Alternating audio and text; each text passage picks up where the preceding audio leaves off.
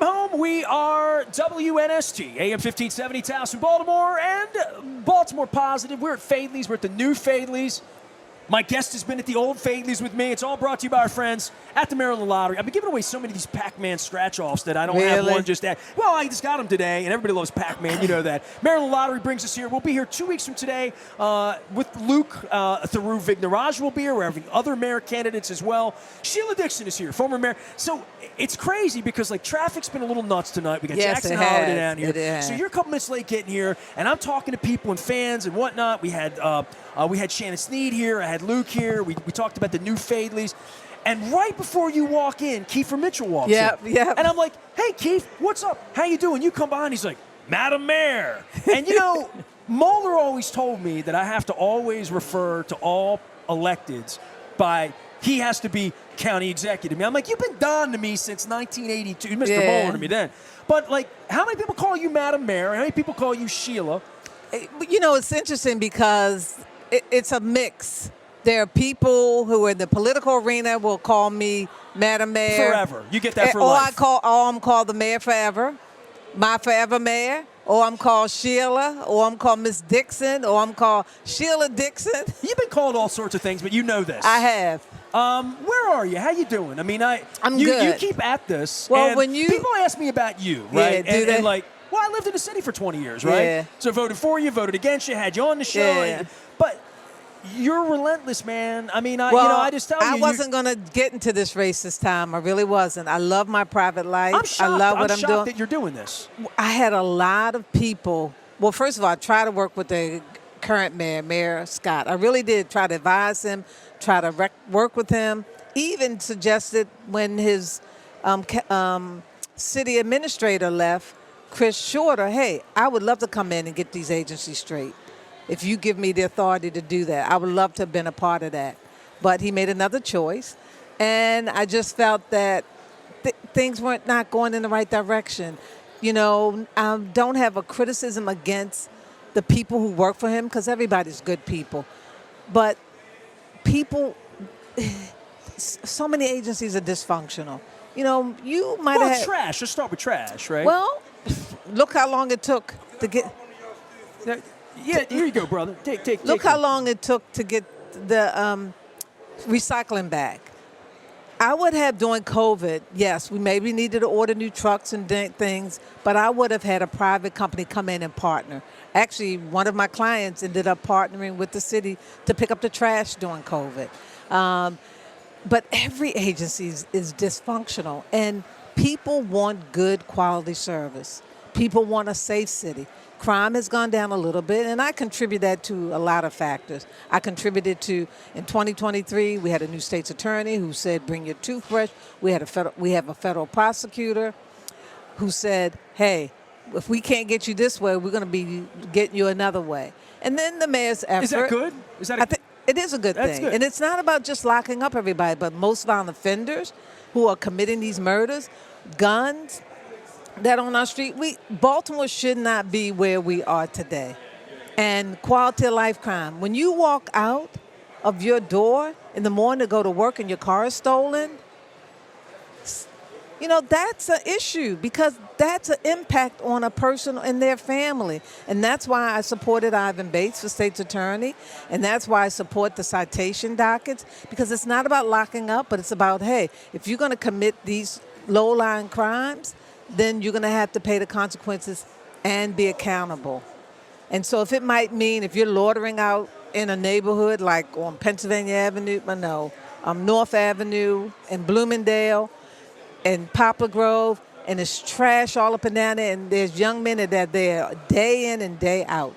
I drive by there every day to go to the gym or to go to my office. Those individuals will be getting a citation, but they'll also be cleaning up that community over there. And then they'll realize, hey, I don't need to hang out here. Let me get what I got to get from the store, and let me go either to school or go to work or go do something, because that deters and takes away from the community.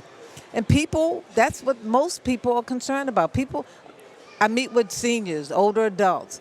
They don't want to go out even during the day or in the evening. People shouldn't live in fear. Well, I left the city 2 years ago, and people, not on purpose. I left because my place sold. And, for me, the notion that people would leave the city because they're fearful. I didn't leave for any of those reasons. It's not where my People head have is. different reasons. I left because we didn't have outdoor space. My wife wanted to grow a garden, literally. You could have grown a garden in the city. We could have given you a plot, a land. Listen, I'm in the city right now. I'll be here Sunday for the game. I'm in the city 3-4 days a week. I love the city. It's not that I wouldn't move back, but for me, the crime part of it and the perception once I get to the county and say, you going to the game tonight? You going down to CFG Bank Arena? It's a concert. You want to see Usher? You want to see Janet Jackson? You want to see the Eagles? See Bruce? Whatever it is. Well, I don't go to the Trump voter says I don't go to the. Well, it's not just the Trump voter. I don't know that we get that person. You know what I mean? The Fox 45 person, that's a different person. But there are people who now don't come into the city because they have businesses and restaurants in Baltimore County and other parts of the county where they found other ways to go. Yes. Places to go. Right. But we need them to come back to the city. Well, you can only see the Orioles here. You can only see Beyonce and Jay-Z. Correct. You can only see Billy Joel here. Correct. You have to come in here to do that. Well, you do, but you could go to another arena in another city. Well, but I do support the arena here. I will honestly say this, and I'll say this to Brandon whenever I saw him 2 weeks ago. I think the city has gotten better the last couple of years, better since I left it, quite frankly. But, COVID was a special circumstance. It was. In so many ways. But during COVID. And then after Freddie Gray, Freddie Gray, Trump, and COVID, that was that. And now we got the Key Bridge. We'll get to that in a minute. But the Freddie Gray incident that happened should not have taken us to the level of violent crime that has happened in the city. And then COVID, when Mayor Scott said when he was elected, he was going to drop crime 50% every year. For those years, crime got out of control. But we were all home. So why would you would think that crime would go down? Crime is going down nationally. But I believe that quality of life, what impacts people in their neighborhoods is what is causing people to say, I'm picking up, I'm leaving.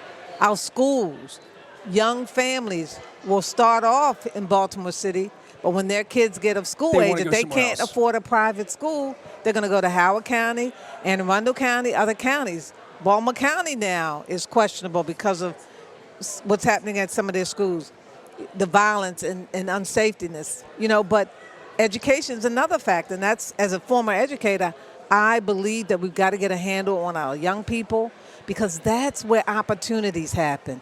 When you're in school and work with those families, that's where the change can happen for individuals, even if they're in an impoverished community.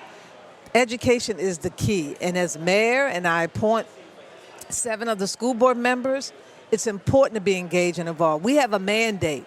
It's by law, the state law, where we have to contribute X amount of dollars.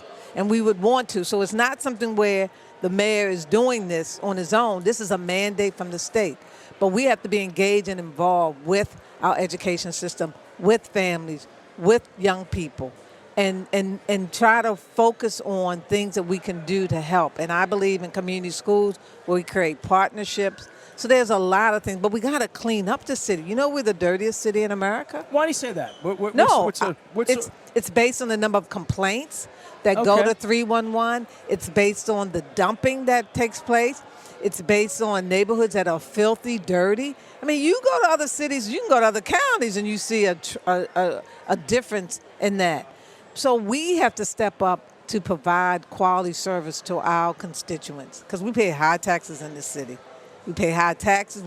Individuals who don't necessarily own a home contribute to piggyback tax, but we need them to know that we're going to meet their needs and provide the kind of quality services. Sheila Dixon is our guest. We're at Fadley's, the new Fadley's. It's beautiful in here, right? Yeah, it is. So when we talk about things getting better in the city, this isn't an area and a place that things that are getting better. And for you to run against Brandon and say you want to do things differently, give me 2 or 3 things that you would manage differently.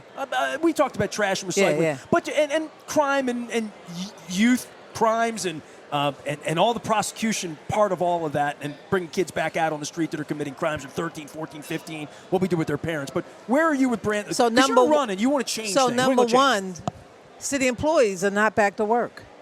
And one of the ways to get people to be interactive, not by just emails, but people need to be back to work who work for city government. And we need the kind of assistance to our constituent so they understand that those who work for city government, they work for the taxpayers. So to be able to leave a message or the email and somebody gets back to you 3 weeks from now when you have a dying issue that needs attention, you shouldn't have to go through your council person. You should be able to contact that agency if it's a water bill issue or whatever the issue is. Pothole To get it resolved. So it's about management. It's about attracting, and that I had a reputation of having a good team of people who worked with me. Go back to the schools. I want to create more community schools where we look and assess the schools and determine what the needs are, and then we partner with our nonprofit community and our business community to bring those resources into school. I believe we need to extend the school day so that young people can get that extra tutorial support that's needed. Or in the evening, that guardian or parent might need to take some computer classes or need training themselves. Well, it's a whole wraparound thing that's so important. But it's quality child. wraparound, Right. yes. And in working with those families, we shouldn't pass a child until they master the skill. And everyone learns differently. A lot of young people that are out here committing some of these carjacks, et cetera, it's a truancy issue. They're not in school. Nobody's guiding them. We can talk about wraparound service, but what kind of quality service? So the third thing that I would do, I would assess all the different programs, because we have a lot in Baltimore City that people can take advantage of. So when people say we don't have this and that, we have everything we need. But it's a matter of assessing it, determining what's working and what's not, and building on that. Sheila Dixon is here. She's running. Give everybody the lowdown. Shannon left some stuff back here. Early ballot, 2 to 9 of May. Election day is the 14th. I want to make sure everybody knows when the election is. A lot of people are doing mail-in ballots as well. I'm a mail-in guy lately. Yeah. Don Moeller got me into that. He talked me into mail-in. I was over since COVID. I'm a mail-in person as well, and that's important. So, but we got a presidential election. We have a senatorial election, we have a congressional election, and we have the local election. But for me, it's how do we not only motivate people to be more engaged and involved in the process, and I have a good reputation of doing that, on top of quality of life crime and partnering with the state's attorney and other public safety entities. It's also about how do we get our neighborhoods and communities engaged with city government? Because we have to represent everybody in the city, not one segment or another. Everybody as mayor, you have to represent. And you have to be that cheerleader. You have to be that one that motivates and provide that kind of support to show people that we're in this together and we're going to work. And my ultimate goal is I want to set systems in place that are effective, that are working, and that 10 years from now, whoever's around, they will see that they could build on this and that we're not talking about the same issues that we are talking about today. Are we talking about the same issues back when you ran and back when your transgressions? It's the same city, right? It's the same issues. When people talk good about you, they talk about your management, and obviously transgressions, and you're always trying to get the faith of people back, and I'll give you that opportunity to say, hey, you didn't vote for me the last time. Why would I vote for you this time? Right. But there are a lot of people, and I've seen it through the city, endorsing you, who last time around said, I like Sheila, but we're not going to vote. We did that before. Yeah. That now are on your team, Yeah. that have come back to you. Yeah. I find that to be an interesting thing just from the county watching it. I haven't talked to some of these electeds, but a lot of people are endorsing you lately. What do you make of that for your reputation and for what's happened over the last 4 years or 8 years that you've won them over? You've won some people. I think it's a combination thing. I think people have gotten to know who I am as a person. People respect the fact that when I did manage city government through a recession, a historic recession with hardly any money, but we were able to build a lot. And I'm humbled that people are not looking back and looking at some of the mistakes, but they know that I can move the city forward in a way with a vision, but also implementing that vision in a timely manner, in a way that we'll see results sooner than later. And the trust part. I know I have to gain the public's trust back, and I'm going to be transparent. When you make a mistake, you learn from that mistake. and you build on that, and so I know I have to be transparent. I mean, I know I have to be truthful in everything that goes on. I want to make sure city government is transparent, because right now it's not. There are a lot of things that go on in city government. The conduit deal that the mayor pushed through, that wasn't a transparent process. We gave away to BG&E where we could have done just like we've done in the past. Yes, we know that the conduits need to be, we need to capitalize on building those conduits, but what we've done in the past is we increased the conduit fees, because that's one of the areas in the city that we own.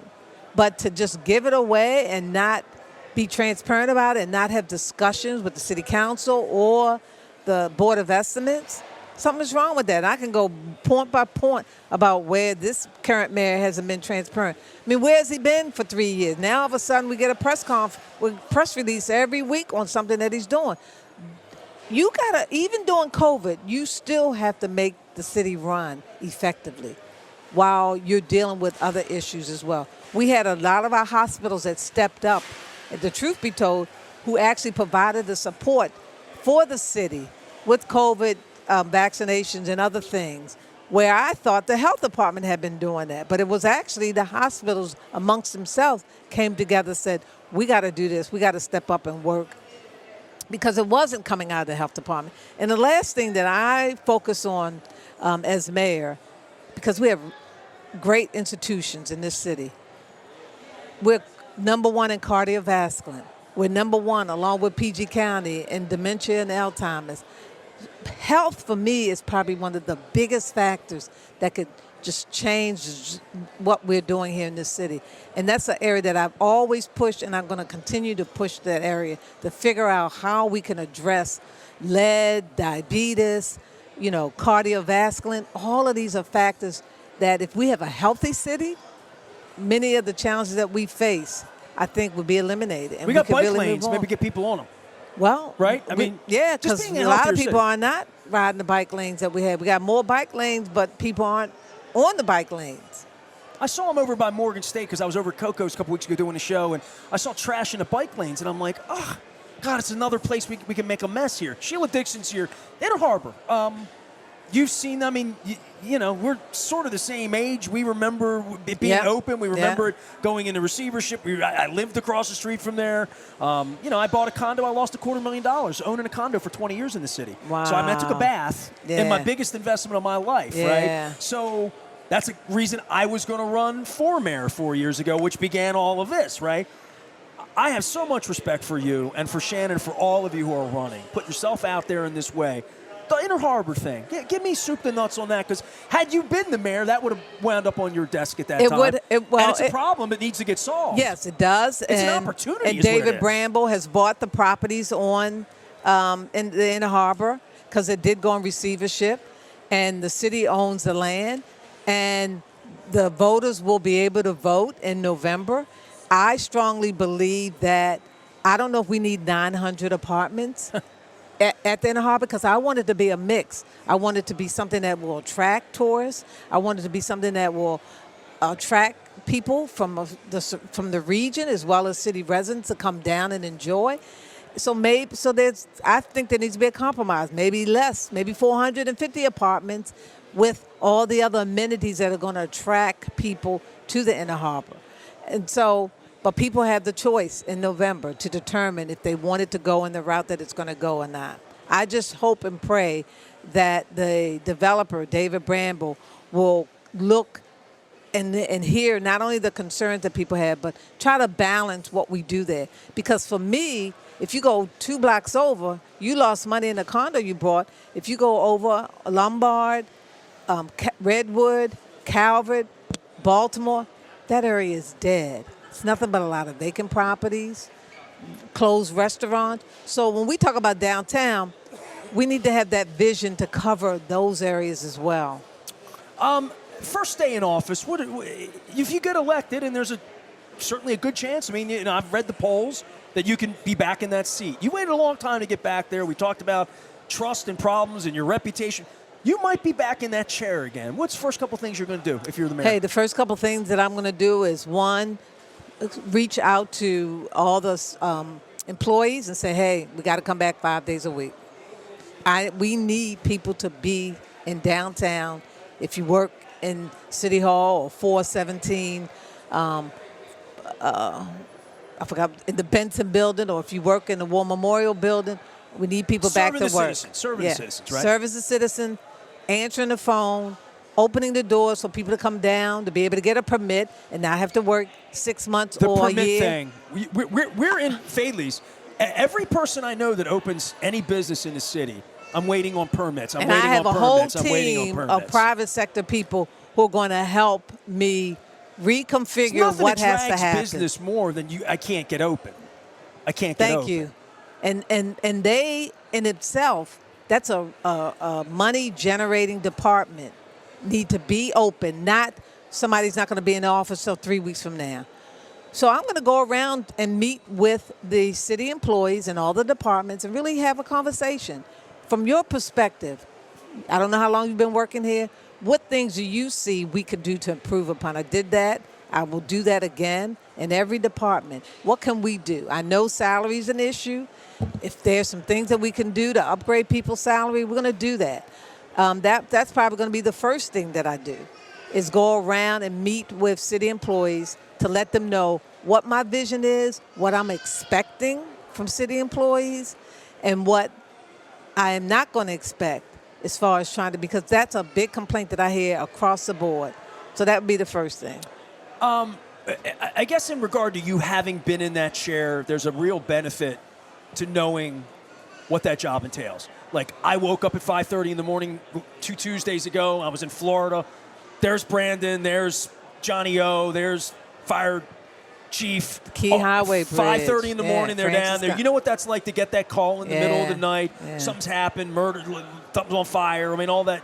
For you to be out of that chair, having assessed the whole worldview, you've worked in the private sector. Why are you? I'll go back to the beginning. Why are you doing this? I know you think you can win, and that's a good reason to do it. I love the people of the city. I love what we can do to really move the city in a direction, and that we don't. When we look back, people come to Baltimore to figure out how we were able to do certain things in this city as relates to public safety, as relates to education, as relates to cleaning up this city, as relates to developing and enhancing our neighborhoods and communities to create home ownership opportunities for all income individuals.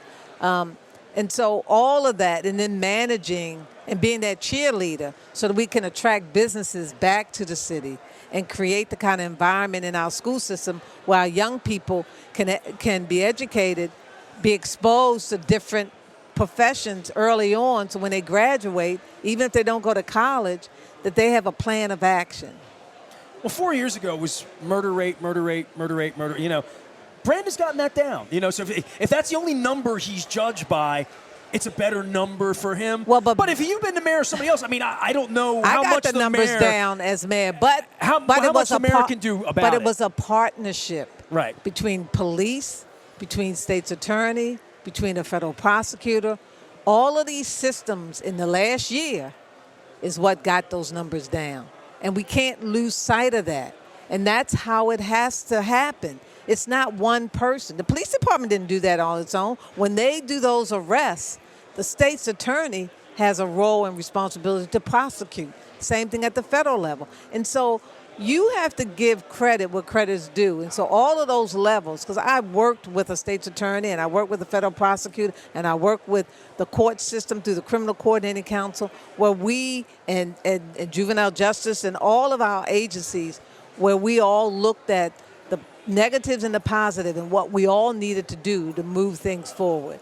The Sheriff's Department has some great ideas in order to support our police by working with the parades and not charging the city for that, or going into our parks and providing support security where we have a shortage of park rangers, or towing cars. The Sheriff's Department bought a tow truck because sometimes a car could stay in a neighborhood that needs to be towed away for months. He bought a tow truck working with neighborhoods, being proactive when people are speeding or going through red lights. There's a lot of that going on. Right. The sheriff, the police commissioner just recognized this. This has been going on for a while. People running through red lights, people speeding. You know, the sheriff's department was proactive and went in the neighborhood and set up the speed, those speed. Well, I mean, I would see the motorcycles roll through here every Sunday. Well, that's like, another issue. That's got to stop. I mean, we can't be a great city with that's happening. No, we can't. I felt that just way. happened on Monday when we had a nice day out. It pissed me off every time I lived down in the city thinking, if we can't solve that, you can't solve brazen lawlessness, then we have a real problem. Youth crime and prosecution and parents, where are you on that? Because I had Ivan on, I've had other people on that. That's a sticky, thorny issue for everybody. It is, but it all depends on what the crime is. And what we need to do is those young people that are committing these nuisance crimes, car thefts, and other crimes within neighborhoods, we need to get with them, their family, and we need to get with juvenile services, and we need to look at what kind of programs are available but are effective, that we can work with that family and that young person. Because it's not about locking them up, but there is something missing while they're committing these crimes. So what can we do to support? Because we can't be their parents. We can't be their guardians, but we can provide support to work with that family, particularly if that mother or that guardian is crying out for someone to help. And can't solve the problem themselves, yes. The parent. Sheila Dixon is here. She's running for mayor. I got the dates here. Vote early the 2nd through the 9th, and election day is the 14th. You got to send your mail-in ballot in by the 14th as well. Anything else? Closing statements? I mean, I want to make sure I try to cover all of these pieces. It's fun with the Orioles being back. It's fun being downtown. I see traffic out here. I see people. The weather's about to break. We know crime goes up when the weather gets a little better as well. But these next couple of weeks, running to the finish line here for it's not the general, but it's the most important election. Yes, it is. Yeah. For Baltimore, it is. Yeah. And for me, we are touching voters in every part of Baltimore City. I still do door-to-door canvassing, where we have commercials running on TV. Of course, you have to raise money, which none of us like, but we have to. And so we're doing everything possible to reach every community. Tomorrow I'll be canvassing. I have a housing forum. I'm meeting with the Hispanic and Latino community. You're already doing that. I'm part of the Hispanic Latino community. Yeah, I'm meeting. I'm meeting one. I'm meeting with another group later on in the evening, in the Medfield group with Bob Cherry, who's a police officer who lives in Medfield, who's supporting me. So I'm doing meet and greets. Sunday we are going down to the Union Hall to support the efforts of the workers at the port, as well as those families who lost their loved ones in the Key Highway. I'm a Dundalk guy. I think that's my bridge, right? We all think in Dundalk, we think it's our bridge. No. And if you're a Dundalk person. There have been some tears the last couple of weeks. And I talked to Johnny O's folks about the peninsula down there and being trapped and the businesses down there. We got a lot of issues here. We do. And the port is significant to, number one, in importing cars and in paper. Sugar, Domino Sugar relies on those raw. So I think the governor is doing a tremendous job in coordinating all these efforts, and I think having that military background because of this disaster has significant. We still have to find those other individuals so that those families can bring closure to their lives. And then we got to work at the federal level to make sure that the president provides that money that's going to be needed sooner than later so we can lock that down for the Key Bridge. And get that thing built as soon as possible so we can get things back to normal. Yeah. I know it's not going to be a minute or a week No, that's or a not, year. but we got to open up those channels in the meantime. Well, if you win the mayorship, maybe 4 years from now we'll have something that looks like a bridge over there by the end of it. Hey, good luck to you do as my always. work. I Thank always you. appreciate you coming out, facing the music, talking to the people. And I appreciate the passion you have for the city. I mean, I don't think anybody can question. They can question anything they want about you. Yeah. But you care. You show up. You're here, and you're trying to be a voice and lift in the city. I so am. I appreciate that. I appreciate you having me. All right, Sheila Dixon Thank joining. you. Madam Mayor, I have to call you. Don will get mad at me if I don't call you that. We're giving these out. We got the Pac-Man giveaways here. We're going to be giving these out 2 weeks from now. We're going to be at Greenmount Station on the 24th up in Hempstead. That's Wednesday. We're talking about the horse racing industry. And then on the 26th, Friday, we're back here with Luke Jones. I am Nestor. We are WNST, AM 1570. Towson, Baltimore. Back for more from Fadley's right after this.